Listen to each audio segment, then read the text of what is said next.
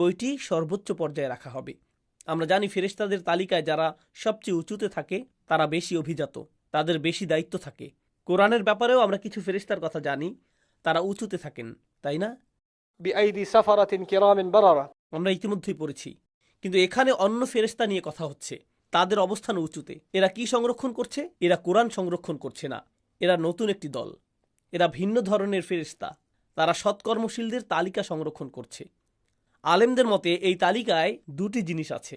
প্রথমত আসুন ইল্লিয়িন নিয়ে আস-সাবুনী রাহিমাহুল্লাহ কি বলছেন তা দেখি। وهو مكان عال مشرف في أعلى الجنة। এটা খুবই উঁচু একটা জায়গা, যা অভিজাত, সম্মানিত ও জান্নাতের সর্বোচ্চ অংশে মহিমান্বিত। এটা হলো জান্নাতের সর্বোচ্চ চূড়ায় অবস্থিত, এটাই এর নাম। তাহলে আমরা একটা মন্তব্য পেলাম, যেখানে একে জান্নাতের সর্বোচ্চ চূড়া বলা হয়েছে। সরাসরি ফেরেশতাদের নিয়ে কয়েকজন বলেছেন, যেমন জামাকশারি বলেন, এখানে দুটি বিষয় নিয়েই বলা হতে পারে, ফেরেশতা ও সর্বোচ্চ চূড়া। এখানে কয়েকজন আলেম এগুলোর সাথে এমনটাও বলেছেন যে এই বইটিকে ইল্লিন বলা হয়, এই বইটিকেই ইল্লিয়িন বলা হয়। এটা হলো ইসমে জামিদ, আল্লাহু আলাম। তাহলে এখন আসুন জেনে নেই জান্নাতের সেই সর্বোচ্চ চূড়ায় তালিকাটিকে কোথায় রাখা হয়েছে। আমরা এ নিয়ে একটা চমৎকার মন্তব্য পাই, আমরা এটা নিয়ে একটু পরে আয়াতের সাথে আলোচনা করছি।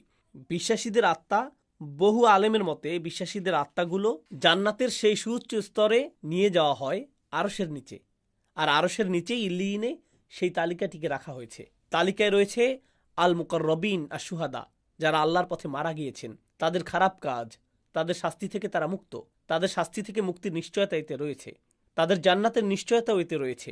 তাদেরকে সেখানে নিয়ে আসা হবে, তারা এই বইটি দেখতে পাবে, তারা জানবে যে হ্যাঁ আমরা সঠিক দিকেই যাচ্ছি। তাহলে এটা একটি চুক্তির মতো, তাদেরকে নিয়ে আসার পূর্বেই তারা জানবে। আমরা জানি যে শহীদগণ সরাসরি জান্নাতে যাবে। এখানে আল মুকাররবুনদের ব্যাপারে বলা হয়েছে, যারা আল্লাহর খুব কাছের হয়, তাদেরকে বিচারের দিনের বহু পূর্বেই এটা দেখানো হয়।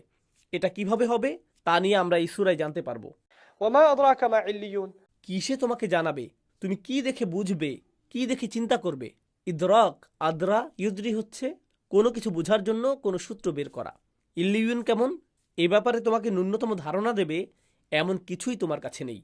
এটা কেমন উচ্চ জায়গা, কিংবা সেই তালিকাটি কোথায় কতটা নিরাপদে সংরক্ষিত আছে। ইয়াশহাদুহুল মুকাররবুন, যারা আল্লাহ আযজা জাল্লার খুব কাছের, তারা একে অবলোকন করবে। আচ্ছা, তাহলে আসুন আমি আপনাদের জন্য যে তাফসিরটি নিয়ে এসেছি সেখান থেকে কিছুটা পড়ে তারপর আমরা বিরতিতে যাব ইনশাআল্লাহ তাআলা।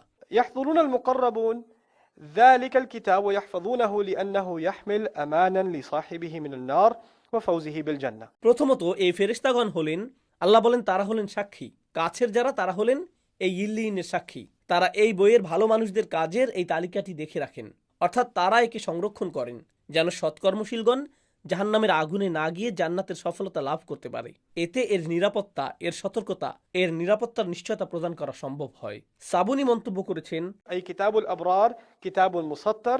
তিনি বলেন এটা হচ্ছে সৎকর্মশীলদের বই। এটি এমন একটি বই যাতে সব সঠিকভাবে লিপিবদ্ধ রয়েছে। مكتوب فيه أعمالهم।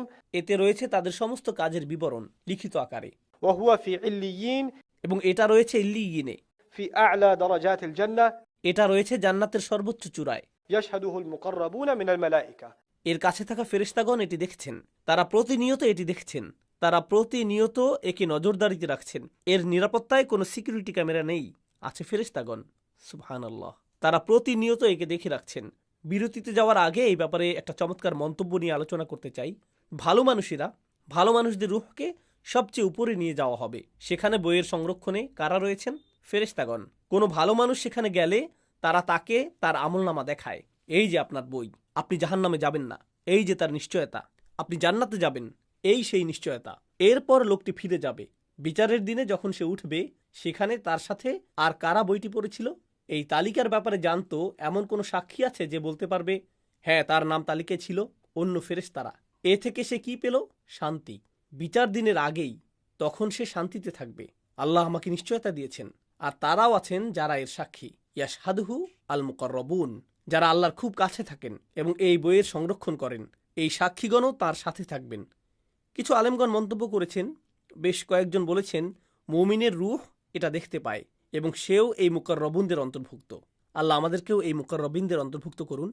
এখন আমরা একটা বিরতিতে যাচ্ছি। উস্তাদ নোমান আলী খানের কুরআনের যে গভীর বিশ্লেষণগুলো আপনার আত্মাকে স্পর্শ করে, সেগুলো যদি এখন আপনার সংগ্রহে থাকতো তবে কেমন হতো? NAK বাংলা টিম উস্তাদের সেই জগৎ কাঁপানো বিশ্লেষণগুলো বাংলায় বই আকারে নিয়ে এসেছে আপনার জন্য। প্রশান্তির খোঁজে, আমি ও আমার রব, কিংবা উপমার শৈল্পিকতায় মুগ্ধময় কোরআন, আমাদের প্রতিটি বই এখন পাঠকপ্রিয়। আলহামদুলিল্লাহ। আপনার কপিটি সংগ্রহ করতে ও প্রকাশিতব্য বইগুলোর আপডেট পেতে ভিডিওর ডেসক্রিপশন চেক করুন অথবা যোগাযোগ করুন বুকিশ পাবলিশারে। শুধু শুনবেন কেন, উস্তাদের কোরআনের সুগভীর প্রজ্ঞার কাজগুলো আরও বিস্তারিতভাবে পড়ুন। বইগুলো হোক আপনার আত্মিক প্রশান্তির সঙ্গী। আমরা 22 নম্বর আয়াতে শেষ করেছিলাম ইন্নাল আবরার লাফি নাঈম। সূরা ইনফিতারে যেভাবে এসেছে এই আয়াতটি হুবহু পুনরাবৃত্তি হয়েছে এখানে, ইন্নাল আবরার লাফি নাঈম। এটি একই আয়াত, কিন্তু আগের সূরায় এই আয়াতের একটি প্রতিউত্তরে আরেকটি আয়াত ছিল, ওয়া ইন্নাল ফুজ্জারা লাফি জাহিম। তাহলে একটি হলো ইন্নাল আবরার লাফি নাঈম, ভালো মানুষদের সুখে থাকা। অপরটি হলো সবচেয়ে নিকৃষ্ট পাপীদের জাহান্নামের তলদেশে থাকা, জাহিমে। এই সূরার শুরুতে আমরা পাই كلا إن كتاب الفجار لفي سجين। অপরাধীদের তালিকা বা বই রয়েছে সিজ্জিনে। কিন্তু এই সূরায় আল্লাহ ফুজ্জারদের অবস্থান নিয়ে বলেননি, কিন্তু জান্নাতবাসীদের নিয়ে তিনি এখানে কয়েকবার বলেছেন এবং এই সূরায় বিস্তারিত আলোচনা করেছেন। এর দুইটি আলংকারিক কারণ রয়েছে। প্রথম কারণ হলো গত সূরায় আমাদেরকে জান্নাতবাসীদের সুখ নিয়ে খুব বেশি জানানো হয়নি, অতএব এই সূরায় বিস্তারিত জানানোটা দরকারি ছিল, তাই এখানে বিস্তারিত আলোচনা এসেছে। দ্বিতীয় কারণ হলো আমরা অপরাধীদের ব্যাপারে আলোচনা করেছি। ইনফিতারে অপরাধীদের নিয়ে আলোচনা করা হয়েছে, তাদের মধ্যে যারা সবচেয়ে বড় অপরাধী আল ফুজ্জারদের নিয়ে। গত সূরার শেষে তাদের নিয়ে আলোচনা করা হয়েছে, আর মুতাফফিফিনদের শুরু থেকেই সবচেয়ে বড় অপরাধীদের নিয়ে আলোচনা শুরু হয়েছে।